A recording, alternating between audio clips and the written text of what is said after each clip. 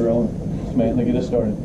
I pledge allegiance to the flag of the United States of America and to the republic for which it stands, one nation, under God, indivisible, with liberty and justice for all.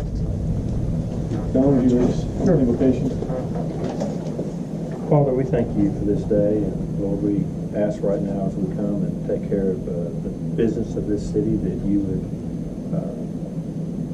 help us to make sound and wise decisions.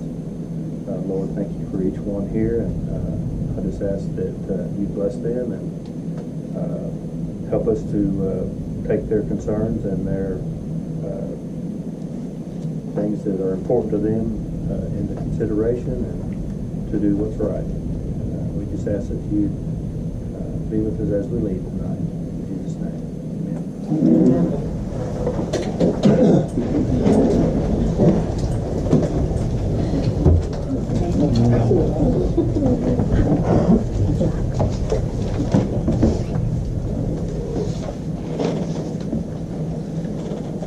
All right, we'll go ahead and take our roll call.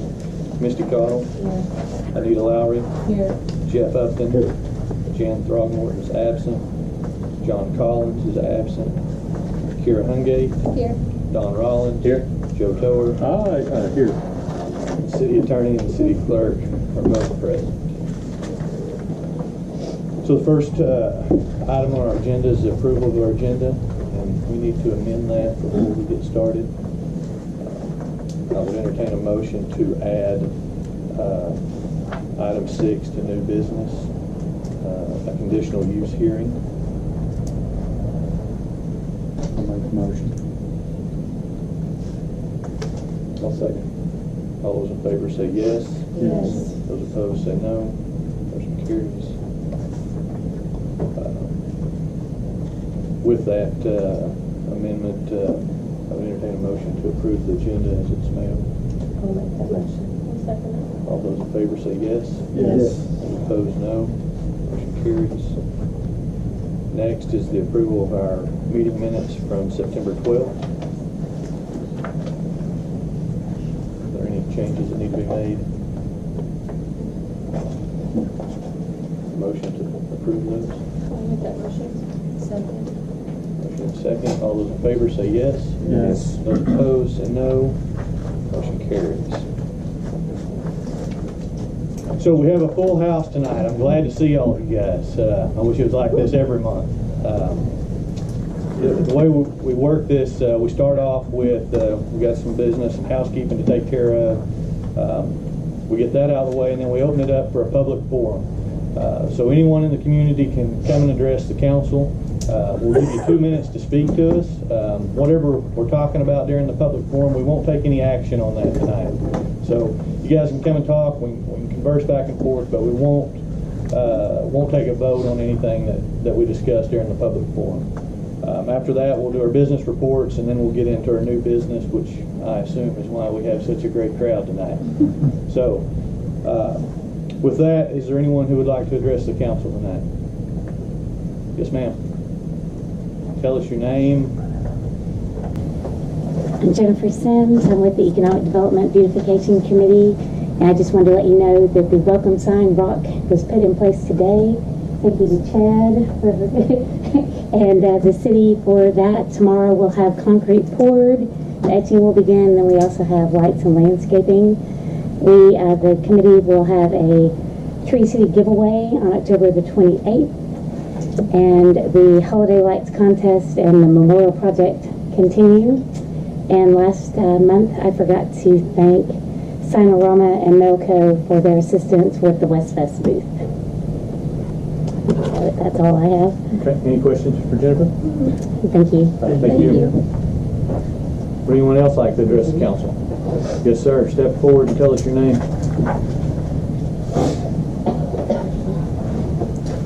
Steve Winkler.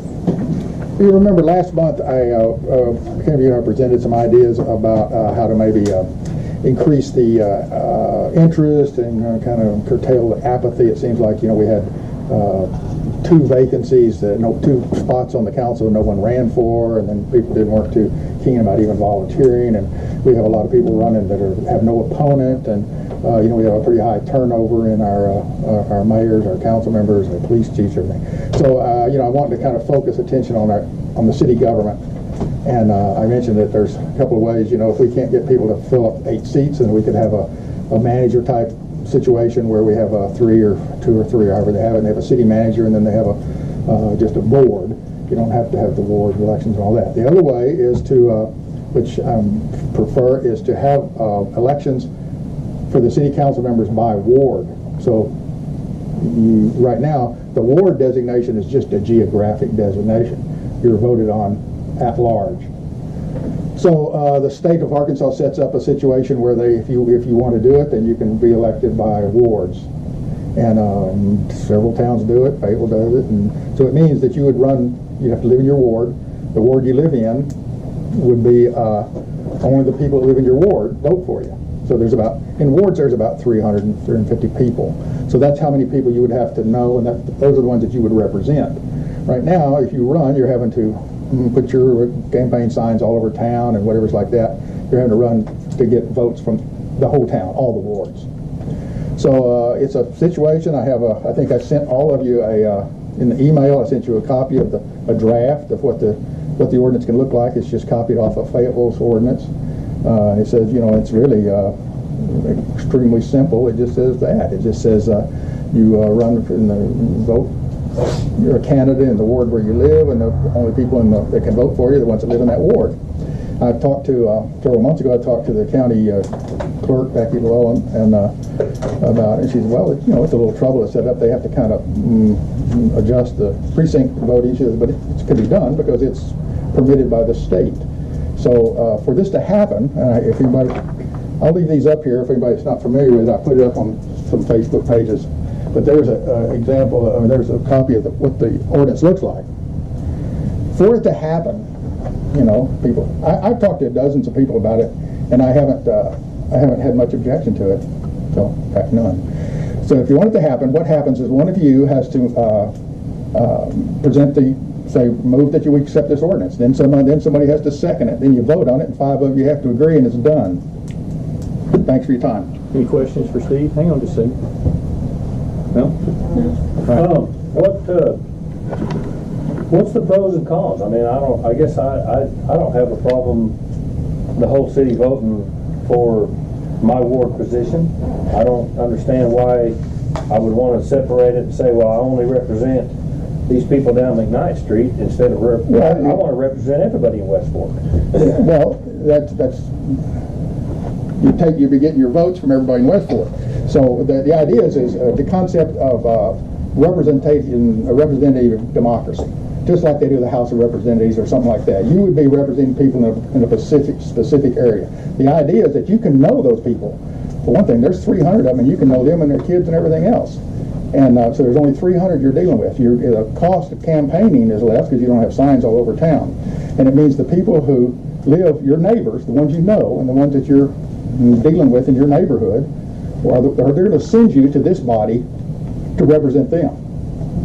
Now, the other way is that there's 1,200 voters, and whether you can reach all of them that you need to be elected to the council. The other thing is you can have blocks vote, and blocks of people say, well, we want this person, this ward, and this one. I'm not saying it's happened, but it can happen. They can pick out when you're voting as a block at large. You can pick them out and put whoever you want on the council. So, that's pros and cons. It costs less to run for office. You're closer to the people that you represent. There's 300 people involved in a ward, and that's different than you have. If you're elected at large, you're representing 1,200 people. So if you got a less number, then their ability to communicate with you, I think, is easier than because you're only one of 300. I see what you're saying. Any other questions for Steve? It would make sense that the public would be more interested in who would be representing them versus it looks like we all are, to where it was, if you were one for the ward. I think so. I think the neighbors would say, I'm in whatever ward you're in there, and say, I'm in this ward, I'm gonna go to my ward representative and, bend their ear and tell them what I want, and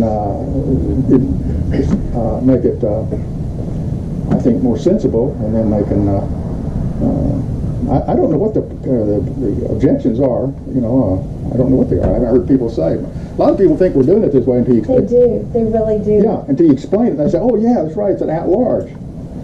But, because we have wards.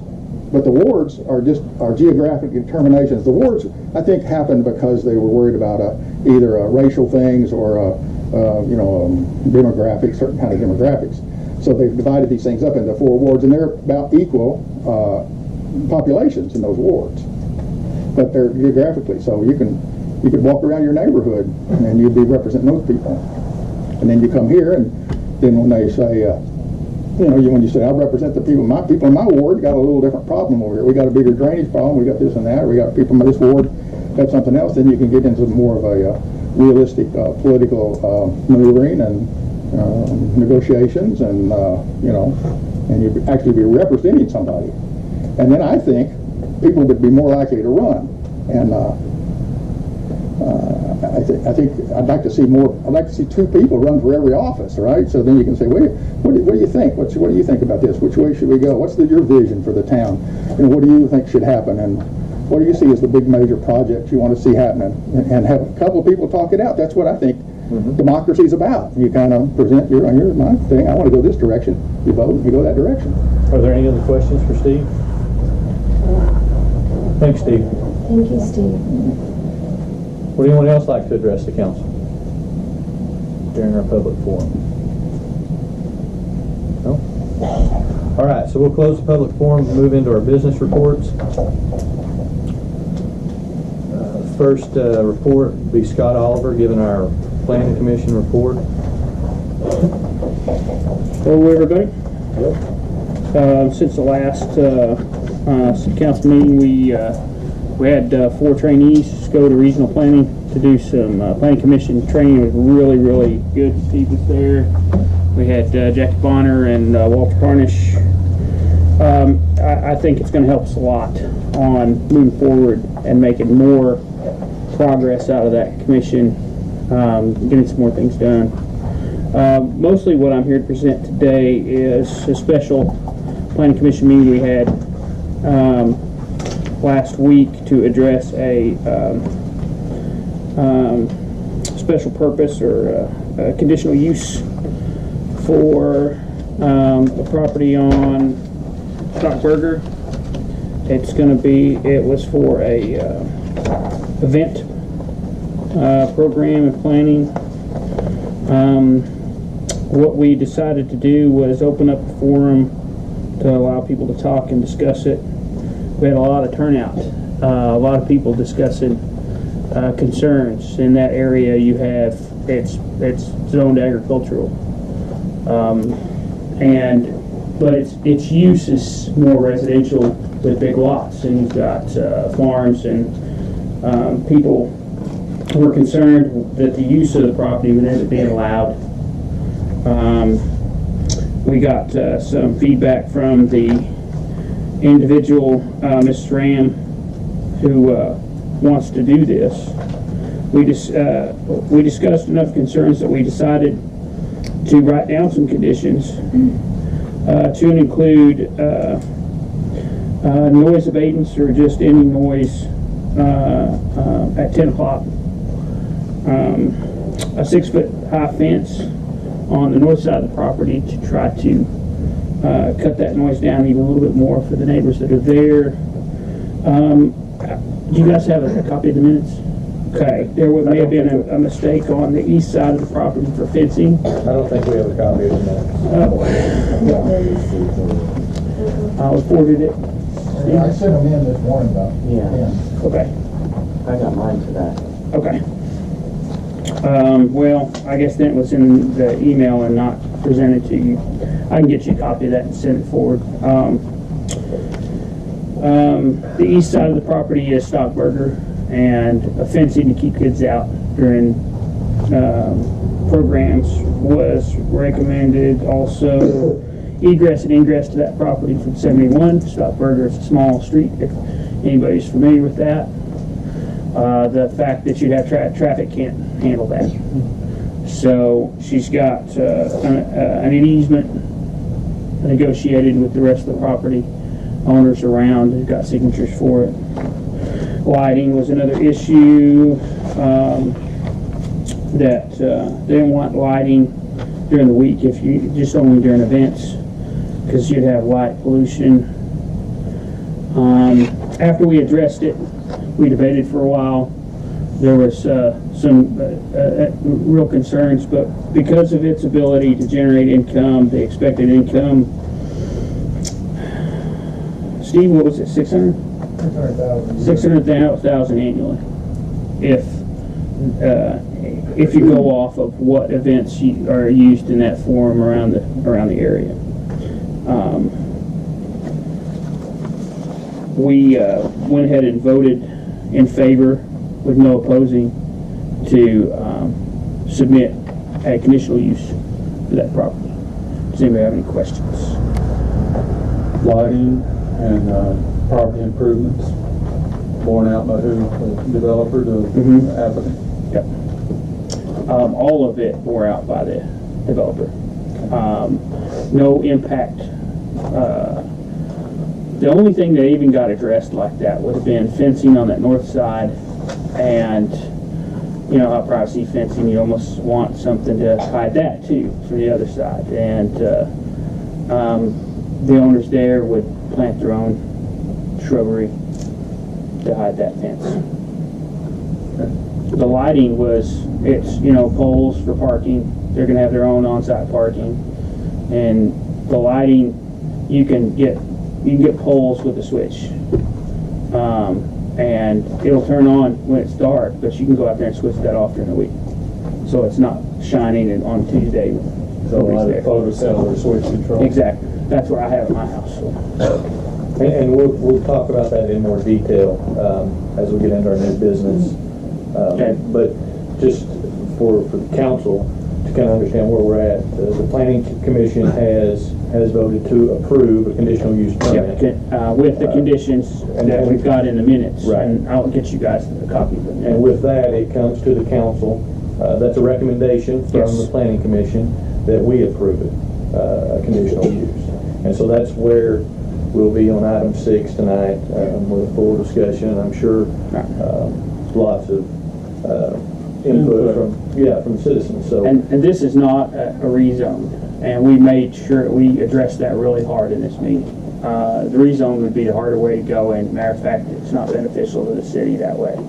A conditional use is for the owner to do use of what they're going to do, and they build it. And if they want to sell, and somebody buys, that person who buys has to come back to the Planning Commission, address what they want to use it for, and do it all over again. any questions for Scott? Probably later. Yeah. Oh, yeah. I can get you some minutes. I thought we got those minutes out. Okay. Yeah, we can. Now those are mostly draft and maybe just a little bit off. Okay. Oh, Some of the file is a little bit different. is it a little bit different? Well, it won't be final until you guys have approved them at your next meeting, but they just held the special meeting on Thursday night, so. We tried to address it in a way they were trying to move a little bit forward. So they were in the process of buying the property. Just wanted to see, gauge if we shot them down, they were going to buy the property. So, any other questions? Thanks, sir. You bet. John Riley, our librarian. Just a couple of things for you. We're moving forward with our children's librarian position, which is we'll be opening. Well, we're going to be advertising it, very soon, and I would like to have that filled by mid to late November, ideally. So we should have some very qualified candidates. It looks like I've already had a few people informally express interest who would be very qualified. So I feel good about that. As you may know, Sherry Rogers, who's been doing the children's programs for our library for many years, is retiring. And so those services, the children's services have been provided by the county. So now it's going to be in our hands, and we've been allocated $14,000 for that position. So, and we want to make sure that we support not only, we can't pay a whole lot, obviously, with that amount, but we also want to make sure, budgeting wise, that we're supporting that person so they have the resources they need, and it's a little bit of an unknown in terms of what all we're going to need. So the first year may be a bit of a learning experience. But anyway, we're excited about having a new person, although we're sad that Sherry is retiring. She's been around for a long, long time, does a great job. Let's see, other thing, we had a Miss Howerton from the school, from the Westport schools, brought all our 5th graders over a few weeks ago. We gave a little, introduction and introduction to the library, I guess, the public library, how it's different from their school library, and how it's also their library. And we made about 50 cards for students who requested them. So we've already had a lot of them coming in, and the Miss Howerton class and some of the staff were really amused how excited the kids were to get their own library card. So we forget what a big event that is for kids. So anyway, we're just happy that we're seem to be working well with the schools and moving forward with that. And we have a very similar mission, in my opinion, to the schools. So it's good that we're getting more communication, collaboration with them. We hope to build on that. Any questions? Any questions for John?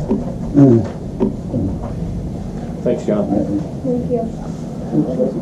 Pauletta, are you going to dig your way out, or just let us handle it? Okay. Hi guys. First I'll say I think she's got plenty of months left to retire, and she's grooming me way too hard. She's just making me uncomfortable. Anyway, so y'all have it in front of you, but basically we were down a little bit this month from last month, but we're up about 50,000 for the year. So it's going well.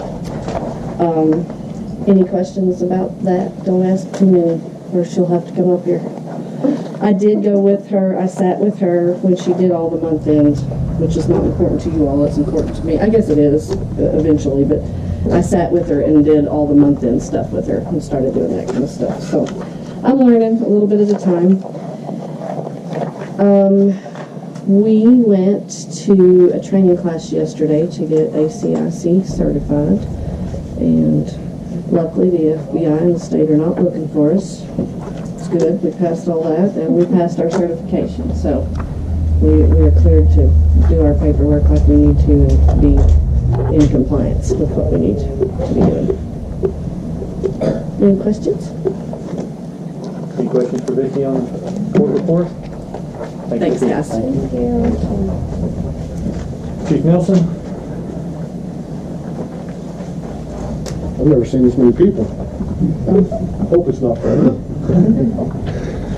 We had 490 service calls, 23 reports taken, 113 citations, 24 warrant arrests, 5 felony and 11 misdemeanor, along with 7 property complaints. Of the 5 felony arrests we made, every one of them was methamphetamine related.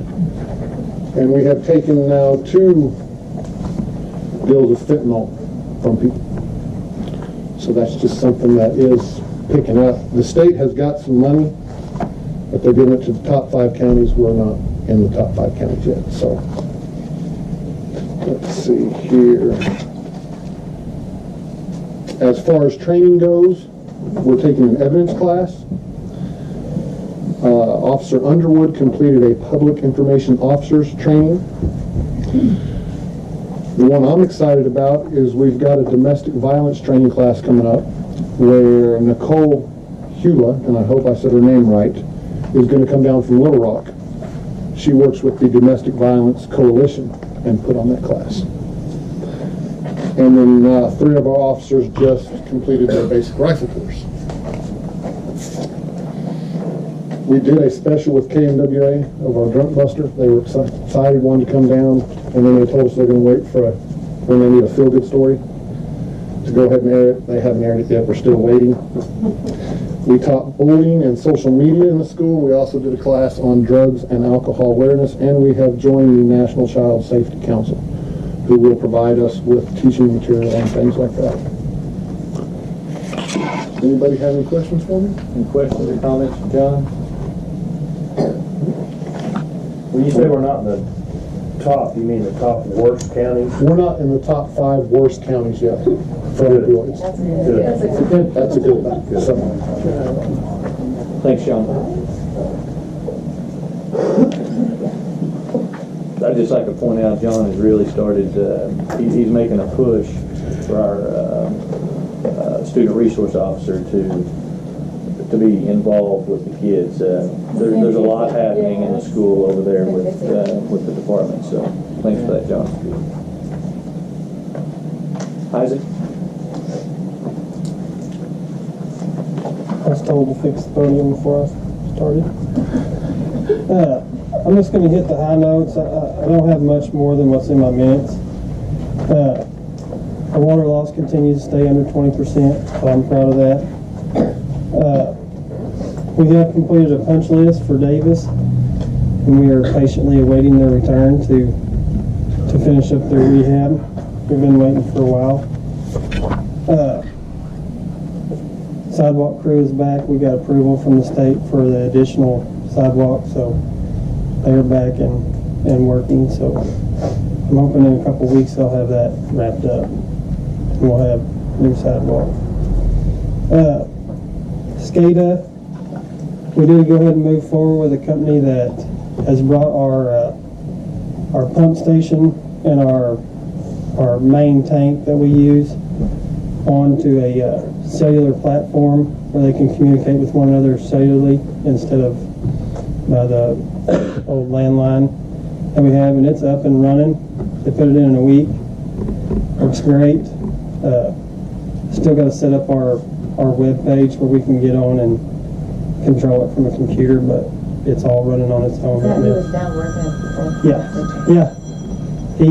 He told me he got lots of interest when he was down there at 9 o'clock at night with the pump station wide open working on it. So we're proud to have that too. We've had a lot of trouble out of the landline with our phone service here. They unplug it over here, and we're off running our pumps by hand and don't really know how much water we got in the tank. Or with this, we can get online, see how much water we got in the tank. It calls us if there's a problem, sends us a text message, so it's a pretty good thing. And we're hoping that after the first of the year we can move ahead and do this side of town as well. So, and then it'll all be on cellular. My committee and I, we started working on a street paving plan. Next year we'd like to try to do some in-house paving where we don't have to meet the state criteria with because we're still trying to get state aid to do our main arteries, but some of those side streets that aren't exactly wide enough for the state to do, we'd like to try to do that in-house. So, and we've tried to come up with a plan of which ones should be paved first. And we got started on it. We need to finalize it probably at our next meeting and get our top 10 that we want to try to move forward on. We have several streets in town that have been gravel since I was a kid. So, and we've got some new streets that are gravel that need to be paved. So, and we'd like to try to start doing that. We're limited on our resources, but we can do what we can and maybe start chiseling away at it. Other than that, I don't have anything else. Any questions? Any questions for Isaac? Isaac, our water loss is staying below 20% for the most part. What is like Fayetteville's water loss? What are they running? Fayetteville's running about 35. So they lose 35% of the water that they... A lot more water than we do. Yeah. They use, their daily usage is way higher than ours. I've always heard that if we're under 20% that we're doing great. And I'm just tickled to death with 18 or 20%. I think that's great. And, It took a while to get it to 20. It did, but it's great. The meeting I went to in Hot Springs, I mean, 20 is where towns are trying to get to. Most of them run at 25 to 35%. So we're doing fairly well if we can keep it there. And I'd like to chisel it on down. I think that's possible. We save every little bit we can. Good. Any other questions for Isaac? Thank you, sir. Thanks, Isaac. Chad?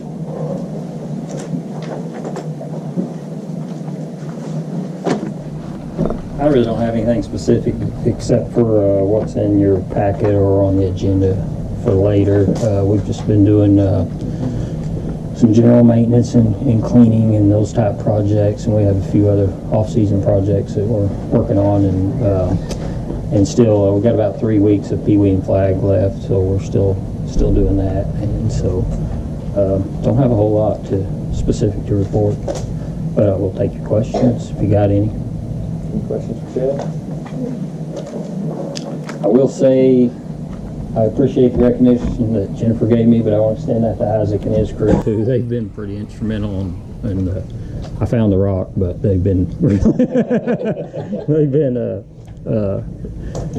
done more to get it where it is than I did. So, but And you said you don't know when they'll be here too. they've been pretty instrumental in I found the rock, but they've been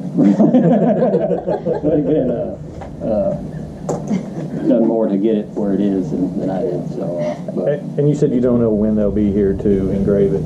no, I'm hoping that he'll get that early next week. It's stood up there and braced. The concrete will be here in the morning, so we'll get it, and we'll have to leave the braces on probably till at least Friday or so, won't we, Isaac? Make You sure know, we it have a sets big up. crowd. Maybe tell everybody about that just so they know what we're talking about. The beautification and economic, I said that backwards, but committee has, they've been working for quite some time on getting a welcome to West Fork sign up by the interstate. It's just east of the interstate as you come down the hill on the south side. We've been working on it quite some time. We've finally got permission from the state to put it there. It's on the state highway right away, and the sign is about probably 7 foot tall at the peak. It kind of peaks. You'll see it when you go by, and it's about 9 foot at the bottom. So it's going to be a nice sign. It's going to be engraved. It'll just say "Welcome to West Fork." We'll have some lighting, a little bit of landscaping, shrubbery, and stuff around it. So it's going to be really nice when people come off the interstate and head down into town. They're going to see it. So, but it's kind of been a group effort with the committee and the city workers of getting approved, getting designed, finding the rock, getting it up there, and getting it in place. So it should be in concrete tomorrow, and then hopefully we'll get it engraved early next week, and then they can start working on getting some landscaping done around it. So hopefully in the next week or two we'll have it looking like it should, the finished product. They're also working on a memorial down Campbell. That's a little further away, but it's been in the planning progress stages for quite some time, and we're starting to make some headway, so hopefully we'll see something on that also. It'll be on the west side of, or the east side of Campbell as you go north. So those are some projects that committee's working on, so be some nice additions to our community for sure. So hopefully we'll see that thing finished up here in the next week or so. That's all I've got. Thanks, Chad. Hey, Chad. Yes, sir. Is Kelly Yes. going to do that for you? Yes. Okay. Yeah, and he gave us a real good price, I feel, on it. He's doing it pretty much at what it's going to cost him to do it. So Well, he told me yeah, he would. he is. I've been talking with contact Dylan with him in a Kelly a while. lot. He came and looked at the rock and made sure it was something that he could work with and all that. So what they're doing is going to do a stencil and sandblast it? Yes, Okay. yeah. That's what I thought. Yeah, I don't know how many of y'all have seen the one at Farmington. The engraving will be similar to that. The rock's a little different. They've got more of a sandstone. I think ours, personally, I feel like it's more natural to our area and looks better myself. So their rock is not really native to this area. To me, anyway. It looks like something got out of the desert or somewhere. I don't know. But anyway, but the engraving will be similar to what is on that side. So. All right. Thanks. Yep. Our Fire Chief Mark Myers is absent tonight. He had another meeting he had to be at. So Christie, you want to round out our report section? I don't have much to add on the finances. There's a few lines that I've highlighted on there. Most of those we're actually going to go over later in the budget.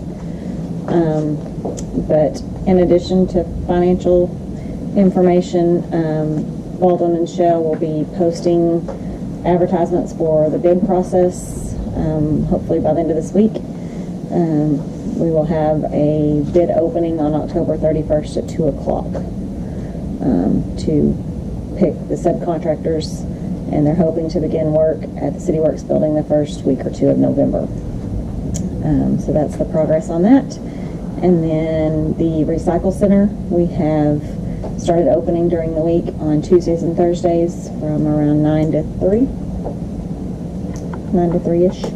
And then on Saturdays, it's still open from 9 to noon, and it'll be manned through October, but after October, it won't be manned on Saturdays anymore either. So pass the word to people, let them know that it's open more often. And we've got new signs and stuff down there, so hopefully it's easy for people to see where they need to put their stuff and what they can and can't bring here. And if you run into anybody has questions about stuff that they used to bring here that they can't bring here any longer, have them contact the city. We've got a list of other places that they can take some of that stuff. Any questions?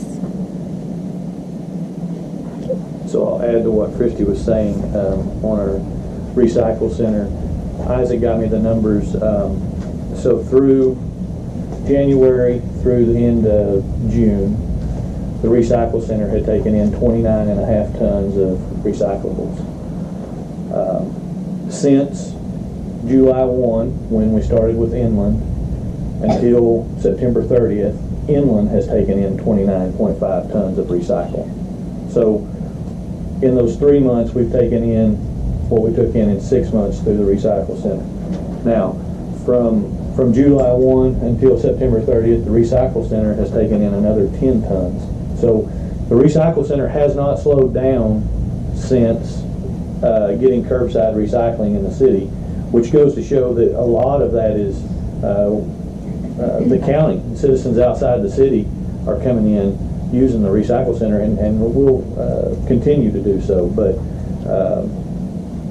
we're basically, since July 1, we're at about 39 tons of recyclables that have stayed out of a landfill somewhere with the addition of our curbside recycling. So that's. And I'm assuming all the curbside issues have resolved, because I haven't been hearing any issues. I think it's calmed down a lot, yeah. There's still some issues out there, but for the most part it has calmed down. I haven't had any complaints. All right, so we'll move into our new business. First item is to authorize our 5 meals to the general fund from the 2018 property taxes. This is, you guys are accustomed to this. We do it every year at this time. Law just requires that we do this.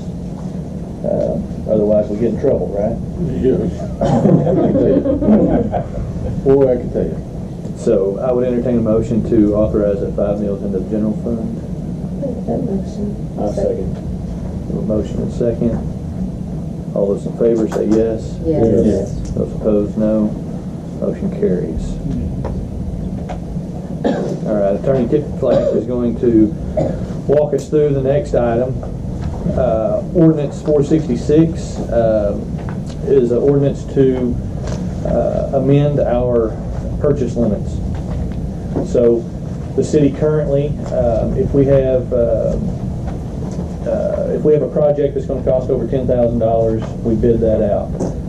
About a decade ago, the state raised the limit to $20,000. The city of West Fork hasn't amended our ordinance up to the state standard. And so what we're looking for here is just to amend the ordinance 466 to get that limit up to $20,000. If we want to make a purchase up to $20,000, we don't have to put it out for bid. If we want to sell an item that is less than $20,000, we don't have to take sealed bids for it.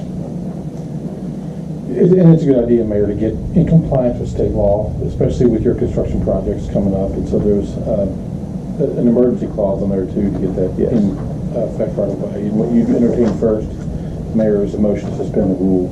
Okay. And we'll take a roll call on that if someone makes that motion. I'll make the motion. Is there any discussion on this before we move into it? Okay, go ahead, Misty. I'll make that motion. To suspend the rules? Read by title only. Okay. I'll second it. Got a motion and a second. Take a roll call on that. Misty? Yes. Anita? Yes. Jet? Yeah. Kira? Yes. Don? Yes. Joe? Yes. Okay. And so, Mayor, Motion carries. I'll read the title real quick. An ordinance amending chapter 3.04, purchases of the West Fork Municipal Code in its entirety, declaring an emergency clause and for other purposes. And so, Mayor, you would entertain a motion to do pass the ordinance. Okay. So, and you guys know how I feel about emergency clauses. I don't like using them, but I think this one, it's going to help us with the bid process on our construction process or project. So I do want to get this passed and move forward with it. So Your first motion would be just to pass the ordinance, and then we'll adopt the emergency clause if you guys want to do that. Okay. I'll make a motion to pass the ordinance. 466. do we have a motion and a second? Yes. And you would take a roll call on that as well, Mayor. Okay. So Misty? Yes. Anita? Yes. Jet? Yes. Kira? Yes. Don? Yes. And Joe? Yes. Okay, motion carries. And then your final step, Mayor, is a motion on the emergency clause if they choose to pass that. I'll make that motion. Make a motion to adopt the emergency clause. Yes. I'll second it. Motion and second. And then one more roll call. Misty? Yes. Anita? Yes. Jet? Yes. Kira? Yes. Don? Yes. And Joe? Yes. Motion carries. So our next item is 2017 budget request, and I'll let Christy come and explain what we've talked about this as we went through the year. And a lot of this is Christy's due diligence to make sure that everything is in line for the audit. So go ahead, Christy. So basically, I kind of want to do a two-part vote if it's possible. The first thing is on the police department budget. They have an excess of about $38,000, or they will have an excess of about $38,000 by the end of the year in their salaries line item. So Chief Nelson has requested that we actually move money from the salaries line item to capital improvement to purchase a vehicle this year with that money that he's going to have in his budget. And then secondly, we have multiple line items that are either over budget or extremely close to over budget that I don't necessarily need to do in a budget adjustment right now. I just want a motion that says you guys are aware of them, and it's an adjustment we can make at the end of the year. So part of that is in the parks budget.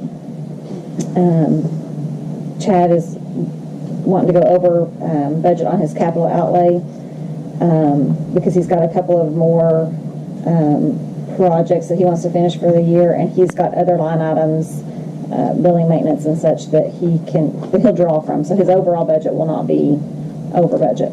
So that's just going to be a matter of manipulating some numbers, taking one from one line item, putting in another. On the city general funds budget, the fuel, postage, uniforms, and internet are all looking like they're going to run over budget for at the end of the year. Once again, none of these budgets are going to be over budget as a whole. We're really, really good on our budgets as a whole this year. And then the last one is the water department. It's going to be over budget as of right now on chemicals and office expenses. So if we can get maybe a two-part approval, the first one to actually, because with the police departments, I'm actually going to make a budget adjustment right now, and the rest of them, I just want a motion to approve that those line items are going to go over, and then we'll attach this to the minutes so that we don't have to necessarily be real specific right now, but they'll be in the minutes. So is there any questions concerning this? How much is because you're willing to make the $35,000, how much is the cart actually gonna cost?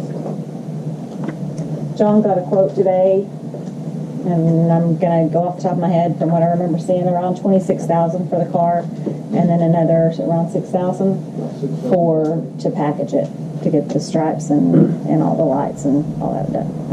Not gonna get rid of that old Chevrolet, are you? I hope so. I started to stop them the other morning, somebody had to tell them they had a headlight out. We've got a lot of things out. Well, I'm excited about this because you were in another vehicle. Yeah. Any other questions concerning these?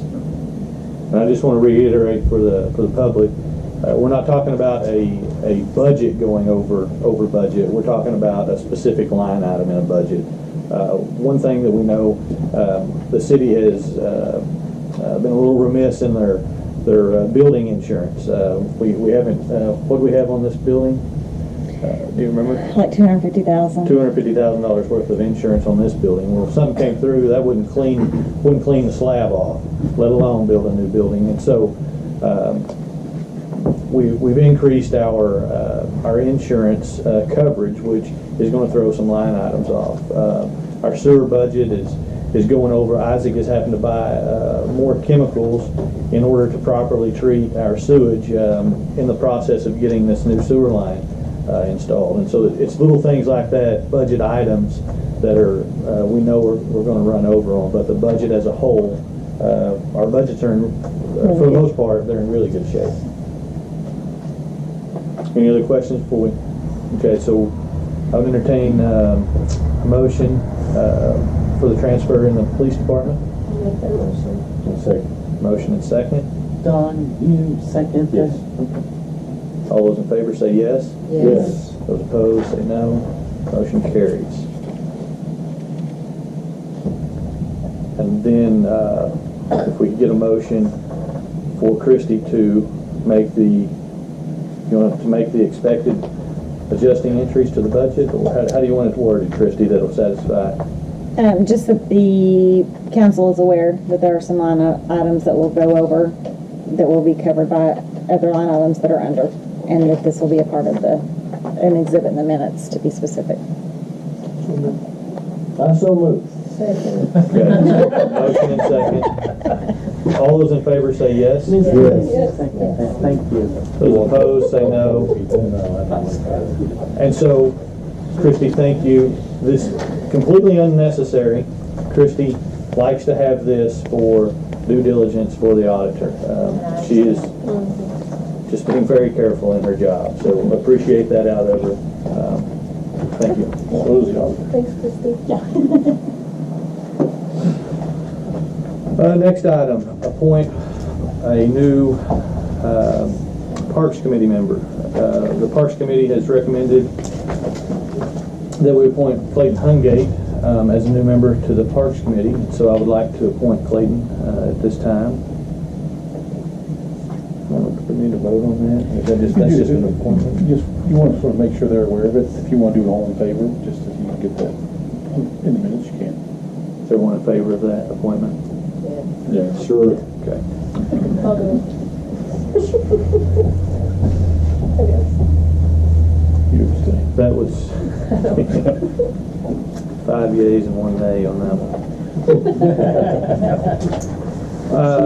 Next item is just a schedule of our 2018 budget workshop for October 30th at 6:30. Everyone get that on their calendar. We would like It's that. a Monday. To have all the council there to make it. We don't have a motion. No, sir. And then our last item, Probably one day. to have all the council there that can make it. We don't need a motion for that. No, sir. And then our last item, Probably going, yay. yeah, is our conditional use hearings that the Planning Commission held on Thursday night. So a couple things, and then we'll take some public input on this. Ms. Ram has found a piece of property for sale. She would like to buy it and put an event center on it. In order to do that, she needs a conditional use. The property is currently zoned residential, and basically she wants to know that the city will give a conditional use to this piece of property, to her for this piece of property, if she buys it. She went to the Planning Commission. They debated this issue, and the Planning Commission voted to approve the conditional use of the property, which is what Carolyn was looking for. The Planning Commission, as I said, they then make a recommendation that we approve a conditional use in this area. Now, a conditional use follows the person that it's given to. It doesn't stay with the property. Okay, so if Carolyn were to sell this property later, the conditional use would not be there anymore. It would be residential use only. You can only build houses on it. Now, that all being said, there's several criteria that must be met in order for a conditional use permit to be approved, and the Planning Commission has discussed that. And I think we don't have that criteria in front of you, but Christy did provide you guys with a map as well as a schedule of uses.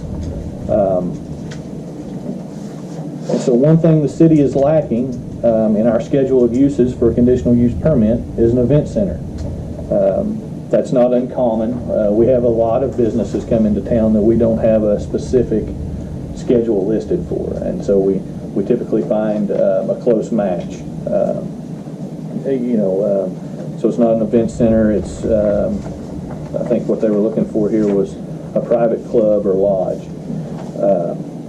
Now,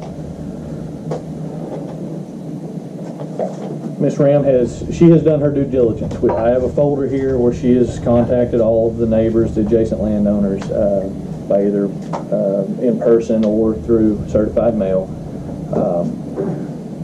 The council needs to remember at this point, Ms. Ram is not the owner of the property, okay? And a conditional use goes with the owner of the property, okay? The conditional use attaches to the person. So at this time, and I want to have this discussion because we need to give her an idea of where the council stands on this. At this time, we're not going to be able to grant a conditional use. She doesn't have the property leased, and she doesn't own the property. Okay, so I want everyone to understand that we will not take a vote. We will table this issue. We will not take a vote to grant conditional use tonight. But we do need to give her a feel for the city. She does not want to purchase, almost a $500,000 piece of property and then invest another $1 million into it if the city is not going to allow it after the purchase. Does that make sense? Okay. So that's kind of where we are. Is there any questions with the council as far as where we're at on this item? No? Okay. So would anyone from the public like to speak to this? Carolyn, would you like to start with giving an idea? A lot of these people, we had 2 council members at the Planning Commission meeting, but kind of give us just a short version of what you're planning. Sure. I have a big mouth. I don't need this. Never have.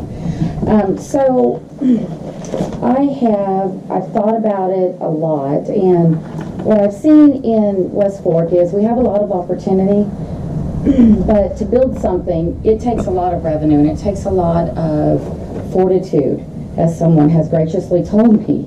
It takes a lot of fortitude to put forth that effort, and I decided that this is my passion. I want to be able to not only serve the community in which we live. I have in-laws who have had 2 weddings, and their children are either going to Bentonville or going to Mulberry and paying thousands upon thousands upon thousands of dollars for an event to have a wedding.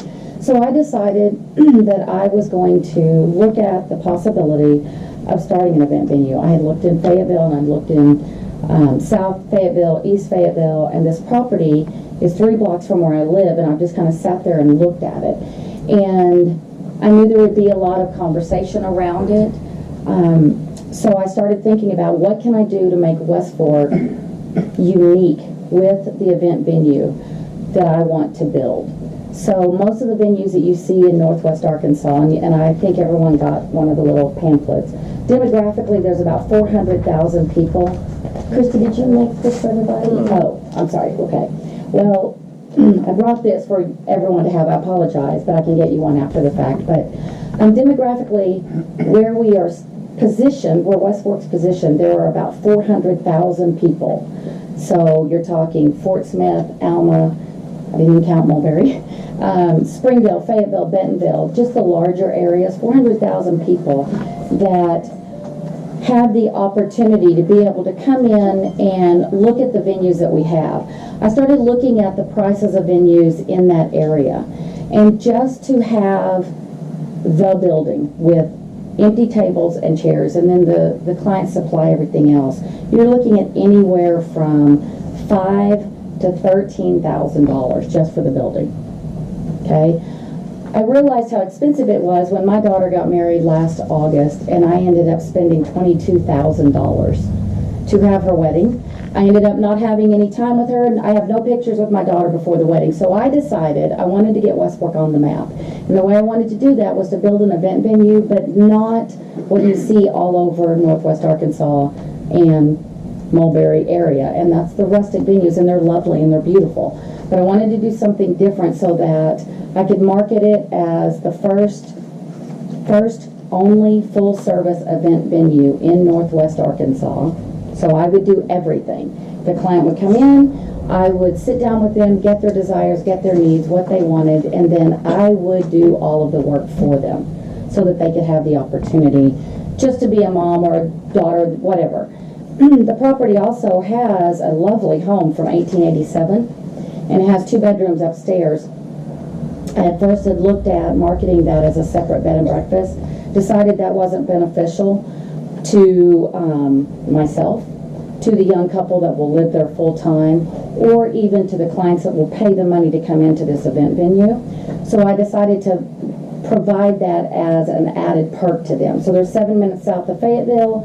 This venue will be French country. Okay, it will be anywhere from 6,500 to about 8,000 square feet, because my goal is to be able to seat 250 clients. That's for the event, as well as seating for a dinner.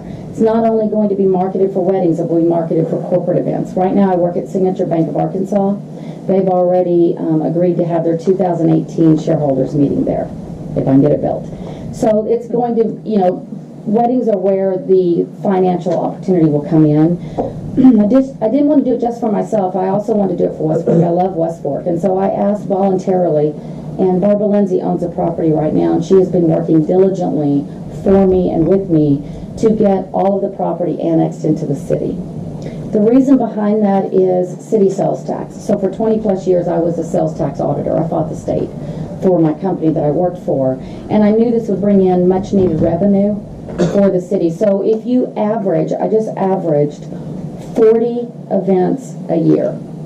I don't want it to be an event on Friday night, an event on Saturday night, an event on Sunday. First, it would kill me, okay, and my team. But second, I want the clients to know that when you come here to our little community, you are going to be treated very special. Any other event venue, you get anywhere from 4 hours to whatever you can afford. So in Centerton, they have one, and just for the venue for the weekend, it's $12,950. That is ridiculous. So I wanted to come in, and I've still got to figure out my total numbers, but the basis for everything for the bride would be $15,000. That's where I'm looking. They'll have the whole weekend there. They'll have all the opportunities, and it will be a gorgeous building. Very, very nice building. I don't want it to look like a chicken house that's been refurbished. And they're lovely in their own sense. But I wanted to do something that was different. And I worked with my contractor, who happens to be my brother. And he will work it where what we'll do, the outside will be very French country. The inside, they will be able to change it if they want rustic. We'll have different lighting options. The lighting, the large lighting will not be hardwired. Thank you. It will not be hardwired. It will be fixed where it has a collar and it slides, so they can change their lighting options from rustic to Victorian to glam to modern to vintage, whatever they want. And that's where the difference is going to come in, along with my talents. So I thought about it. I've prayed about it a lot. I spoke with Miss Lindsay about it before I ever approached any opportunity whatsoever to get her blessings, because I know her and Mr. Lindsay love the property, and I wanted it to be something that would benefit me, benefit the community from a sales tax standpoint. And I actually have been told by a foundation I'm working with for people with high potential and low resources that I'm underestimating my costs, or what I should charge and what the profit will be. But based on what I've looked at, it would be anywhere from $15,000 to $18,000 sales tax revenue for the city of West Fork. Okay? So that's one thing I wanted to look at. I wanted to get the entire property into the city. I wanted to do that for my benefit, from an insurance standpoint, to have fire and police, but also for West Fork. I grew up here and I love it. I also knew I have a lot of neighbors that I love dearly. I live out there. And I looked at Stockburger, and I know it's not going to be able to, you can average, as Mayor said, about 4 people to a car. So you're looking at 60 cars. And I knew that that wasn't beneficial to our community out there. So I actually worked with Mr. Wingate, who has property that it goes between 71 and the actual northwest corner of the property, which is where I need the parking lot to be anyway. And he and his wife have graciously offered me easement so that we can build a road there. And so it will only have traffic from Highway 71, except if there would be a relative coming in from out of town that would stay in the bed and breakfast. Again, there will be someone living in the home 24/7. They will maintain the grounds. It's something that I intend to be extremely nice. That's the building, and I surprised my husband last week when I told him for the building and purchasing the property, it's going to be anywhere from $1.2 to $1.5 million. But I want to do it right, and I want to do something that people can say, hey, I know where that is. That's in West Fork. So I've talked to neighbors, some of them. I've sent letters to everyone else, and have done all that I know to do to be able to handle that. From a lighting standpoint, I knew there were concerns, and I have no intentions of putting AEP lights out there. I have intentions of putting very nice wrought iron lights. It won't be an issue. So we've had a lot of discussion on that. And any questions for the moment? So real quick, everyone has their map. I just want to point this out. I should have done it before Kevin started, but you see the 887 on the square block. That's the current piece of property that's in the city limits. That's zoned residential. The purple square that's white directly to the right of that is a piece of this property that is in the county. The idea would be they would annex this little island into the city with the purchase and moving forward with this project. Sure. And then I also want to point out that you have the schedule of uses to where you see the C. That means that it's conditional in that zone. Dean, I think I told you backwards the other night.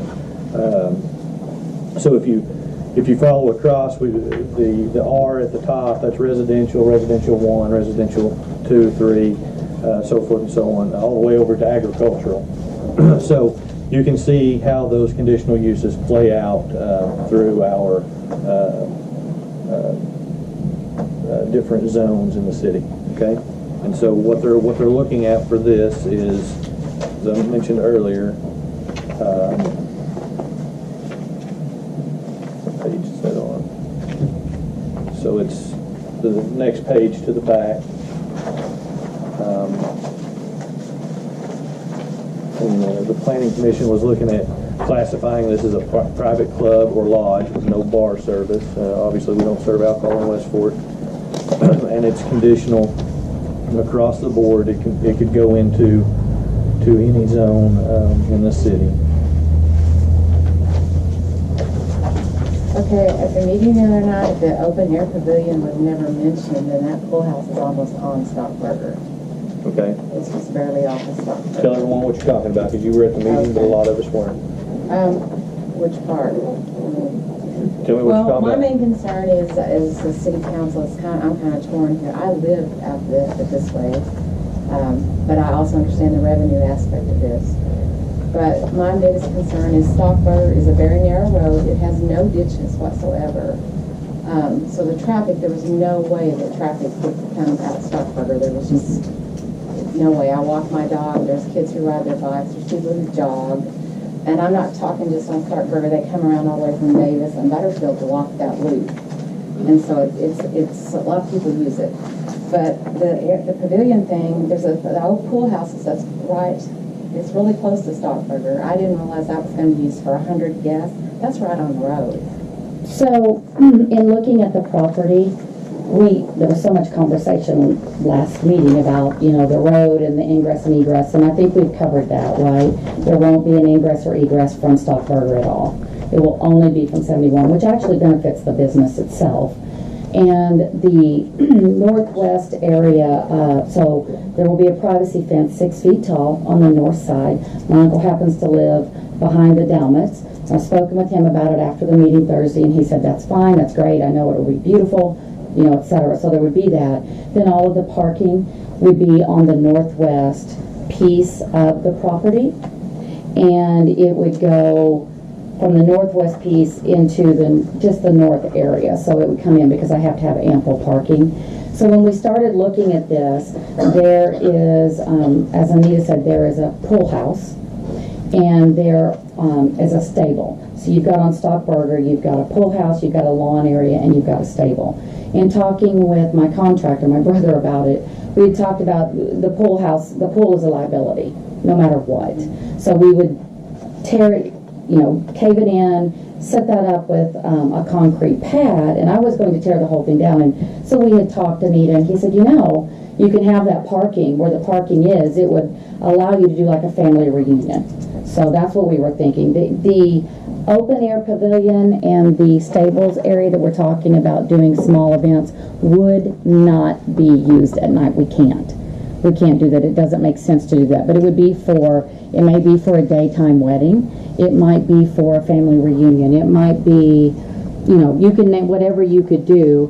Once we tear down the doors and all of that and we have that open, we may find it won't seat 100 people accordingly. We've looked at birthday parties, bachelor parties. For this stables area, it's a perfect place to do that. So it's more of a daytime thing there. The thing with this, if you have a smaller venue and you have a larger one, I do not want my clients to feel like they're being, given semi-mediocre service. So we've looked at how we would handle that. I don't know how often the small venue would be used. Honestly, the money is with the large venue, and that's where I would have that. If someone is staying in the bed and breakfast and they want to come in and have a family get-together, that may be used for that. I'm not saying it wouldn't ever be rented. One of my friends, my pastor's wife, said, hey, we'd love to use the smaller area for our daughter's 18th graduation party, right? So we didn't get a chance to talk about it, but that's what it would be. So again, there would be no driving from Stockburger. It would all come from 71. That kind of brings up another noise issue, because that's going to be outside even during the day, when residents are going to be using that road and stuff that live there, people that live there. Well, the reality is, we have 50-some people come to my house and my family, and we have a lot of noise out there. Right. And I understand. I understand. I've got to represent my ward, the people who have contacted me. And sure. I'm trying to look at this all the way around. And I want to be honest with you, because this is a big commitment. Sure, absolutely. A big commitment. It's revenue for West Fork, and we do need the revenue. But I don't want to do something that's going to cause people to leave the area. And that's what I've been getting told by some residents. So.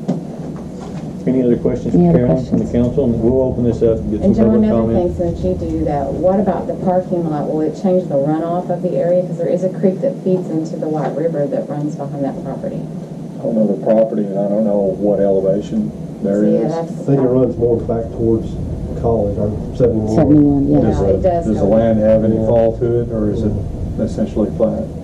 It's more downhill back towards 71. Back towards The water 71. can be manipulated and channeled fairly easily. That was another thing that I got asked about, and I had no idea, so. Is there a little small creek on the south side of it? Yes. Yep. That's what I was South, thinking. yes.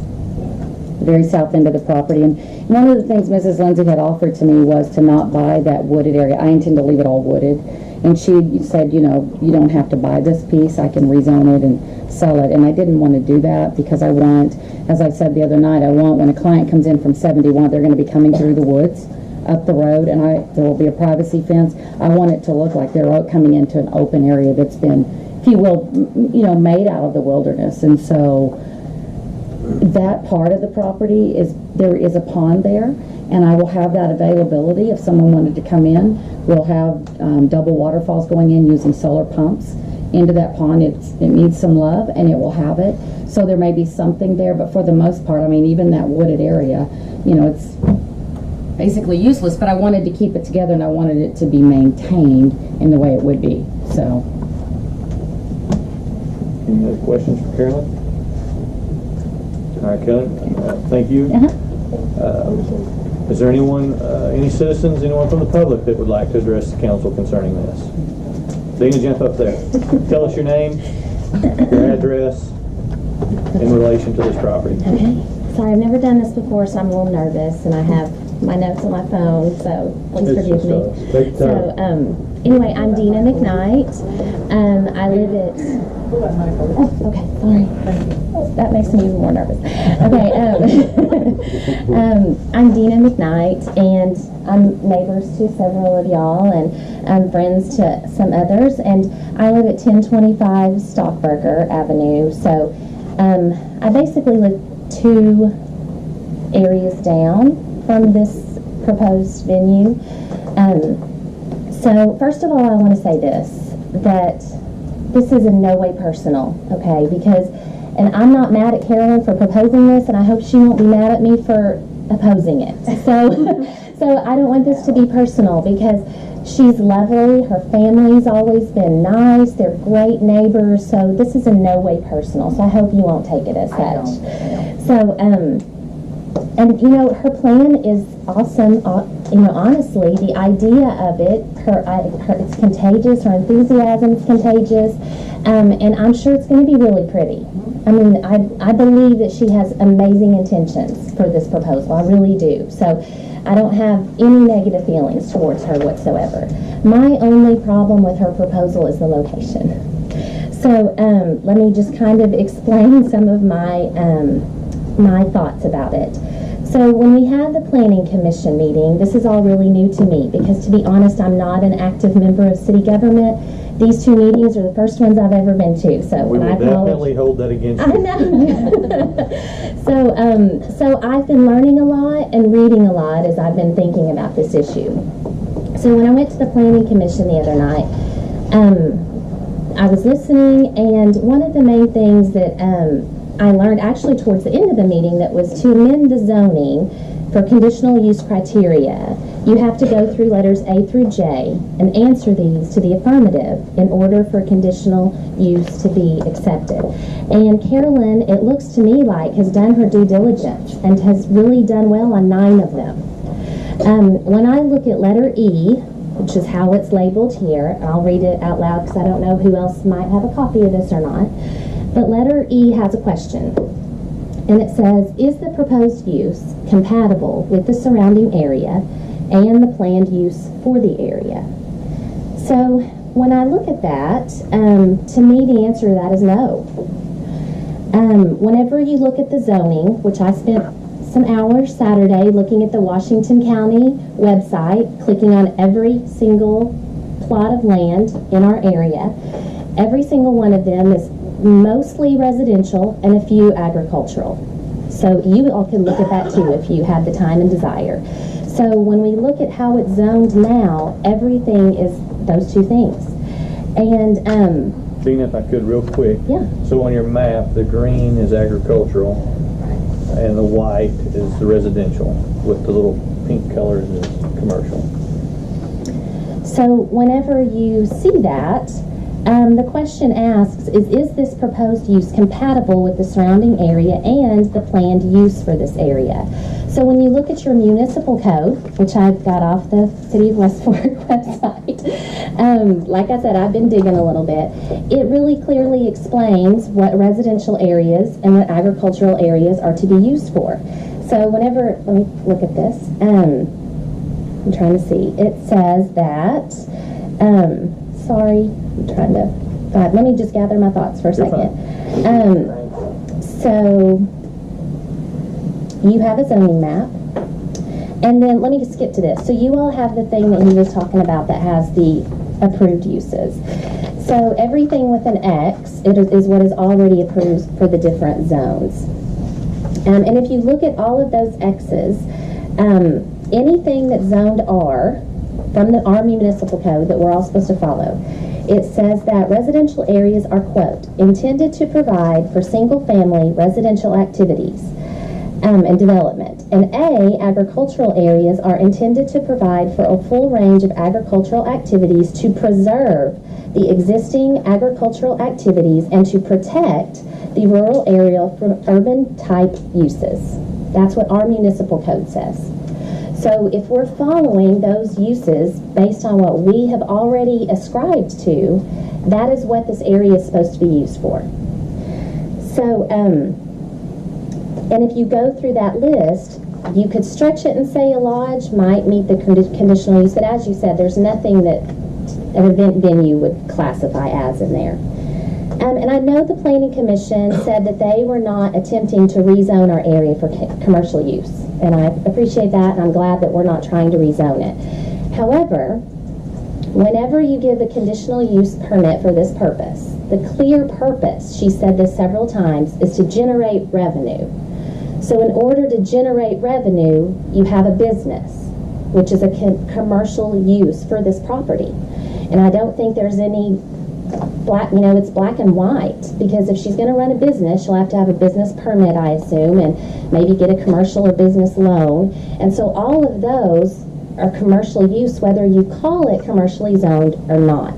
That is the stated use for this property. So there's an up to a proposed 8,000 square foot event venue.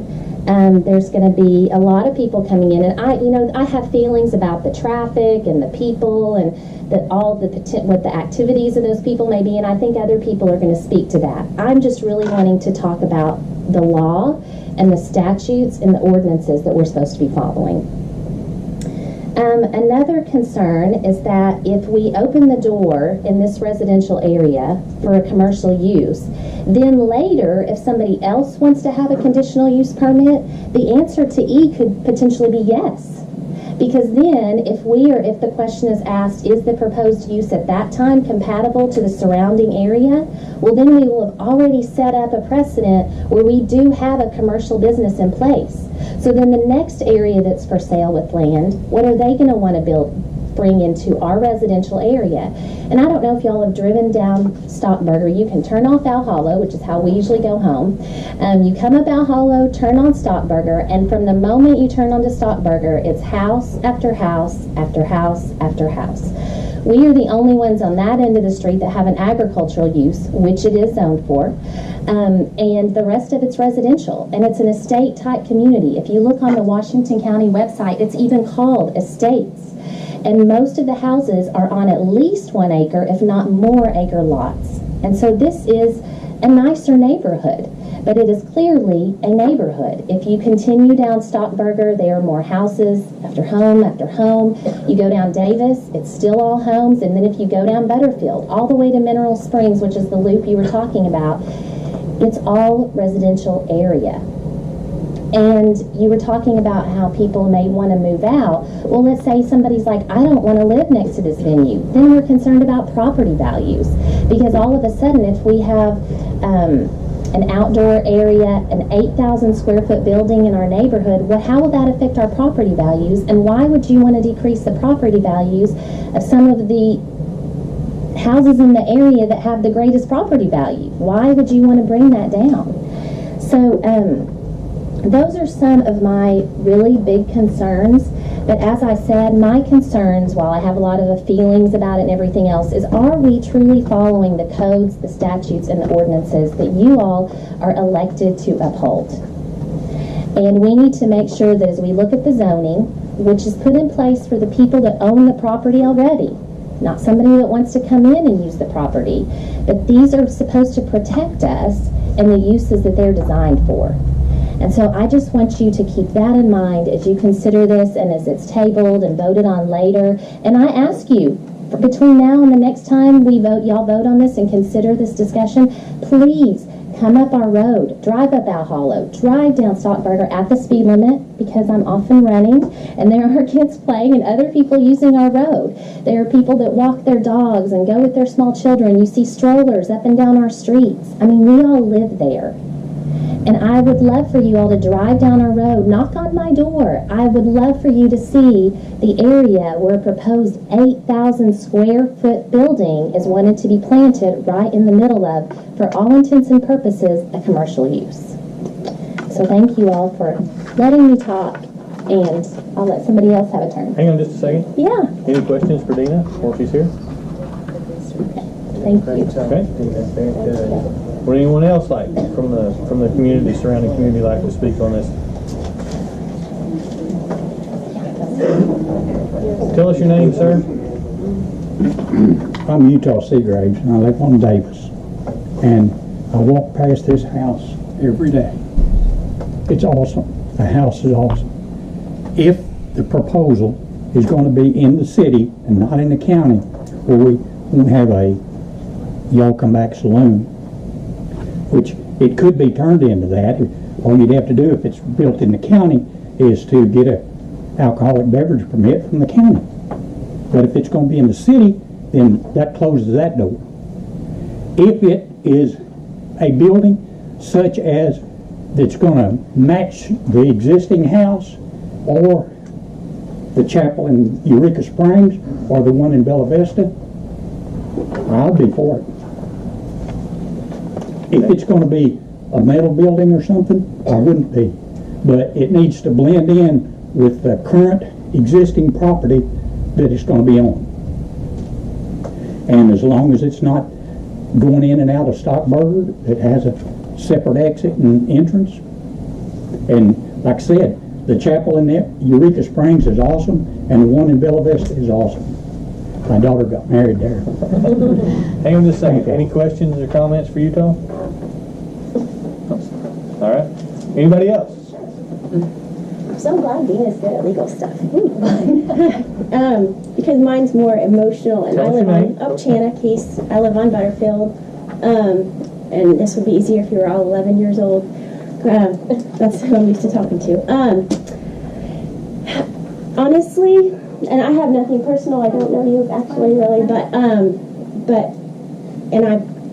I can't believe that this idea is being proposed for the neighborhood that I have lived in for nearly 10 years. It makes me want to cry. It's a peaceful place. It's a quiet place to live. My family and I, we've driven, we've ran, we've walked hundreds of miles on the roads around there. I go down Butterfield, up onto Davis and Stockburger, went back all the way to the gravel on Owl Hollow, and even end up across towns this way sometimes. But on these roads, and there's going to be people going up the back where we run and we walk, and they're going to be driving home when my daughters come home from ball games at 10, 11 o'clock, or a band contest at midnight, and they're going to be leaving the venue after they've had catering and they've had how many drinks or smoked who knows what, I don't know. But those roads, there's going to be people that end up driving up those roads after they've been drinking.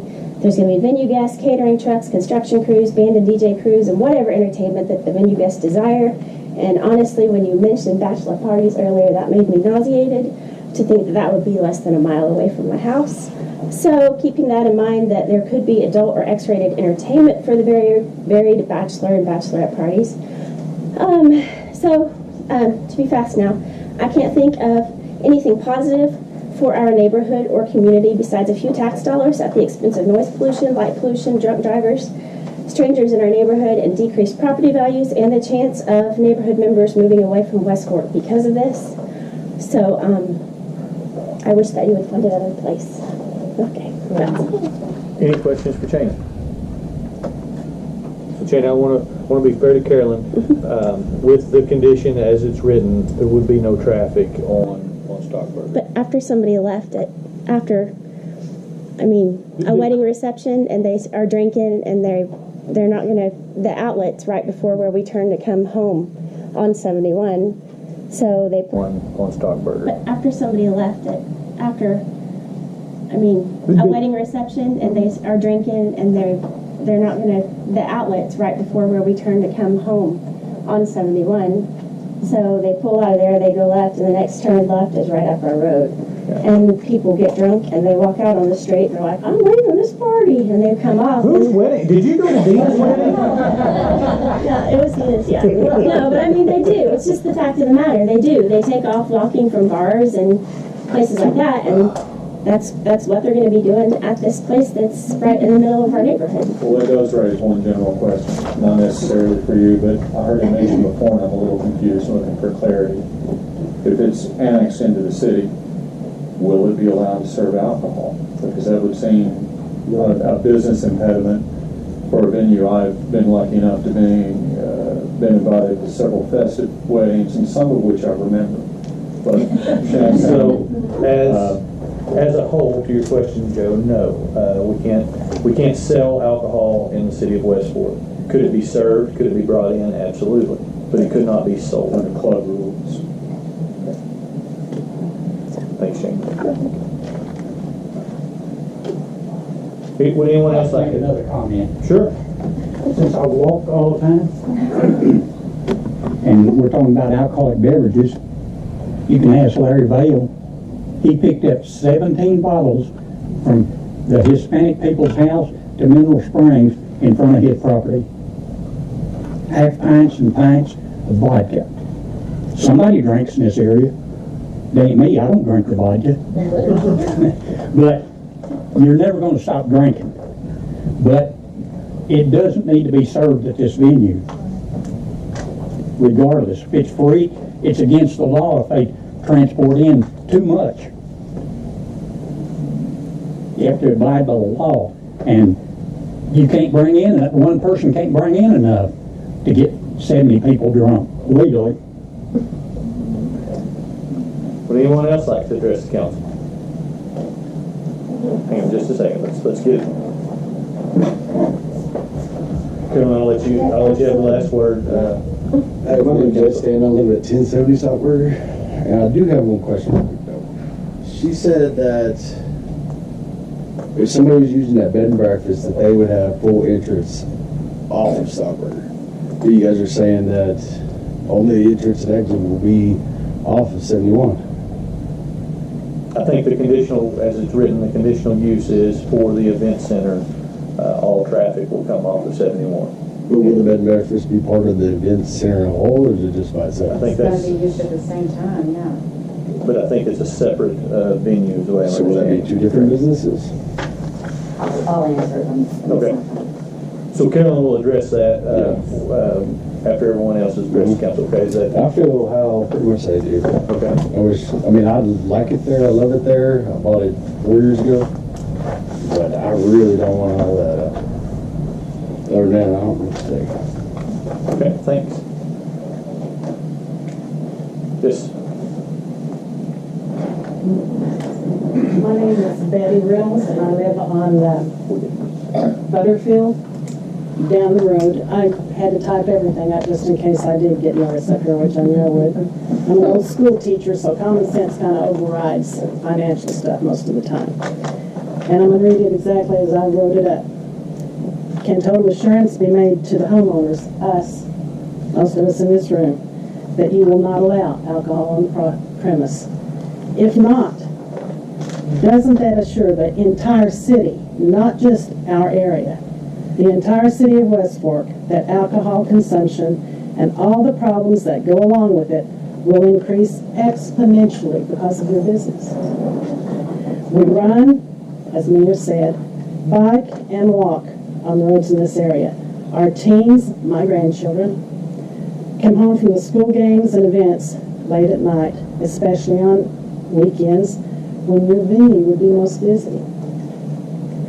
Do you not care about the greater risk you expose them to because of the activities that you and all of us in this room know will take place in your 8,000 square foot apartment building. Then there's the noise that will intrude upon the daylight hours even of the weekends when working people are home to relax.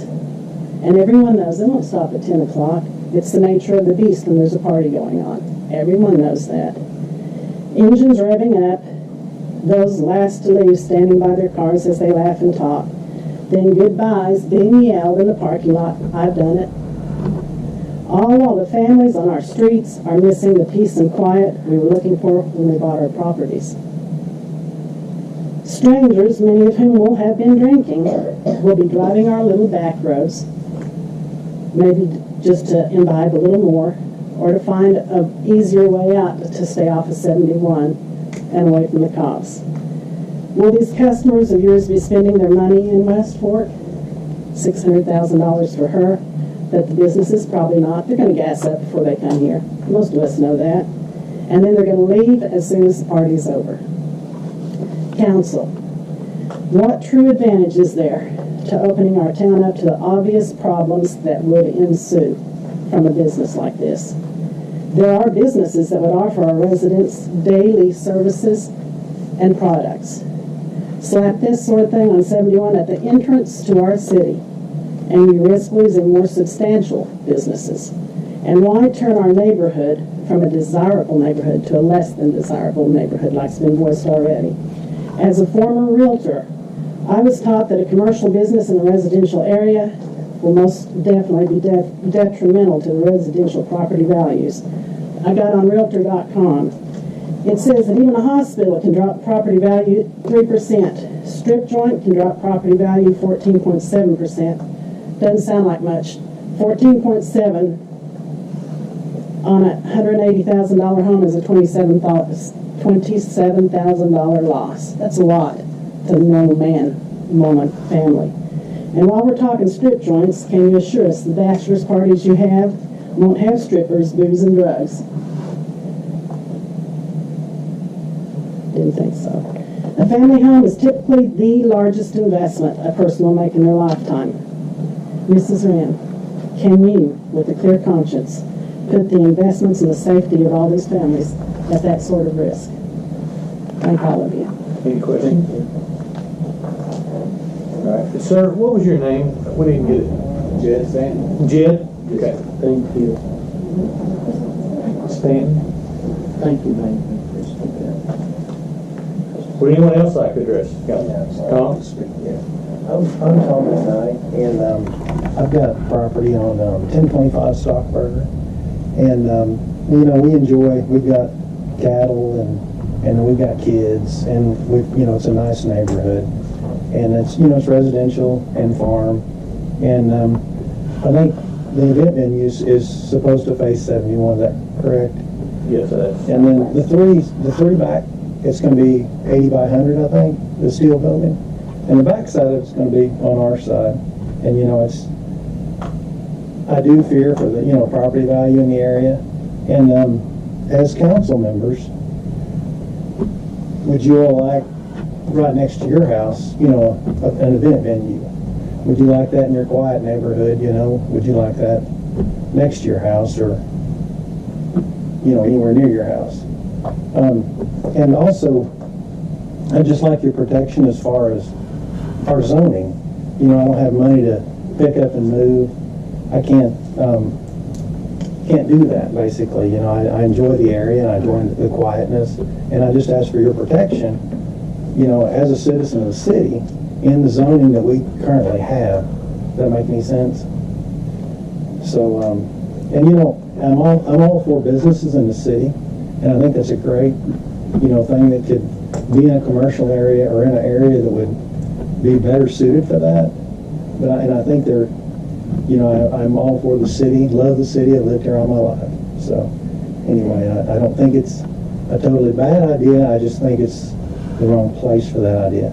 And currently, we own the property in the neighborhood, all of our neighbors there, and they currently don't own the property, they're just wanting to see if they can get that venue put in, if that makes any sense.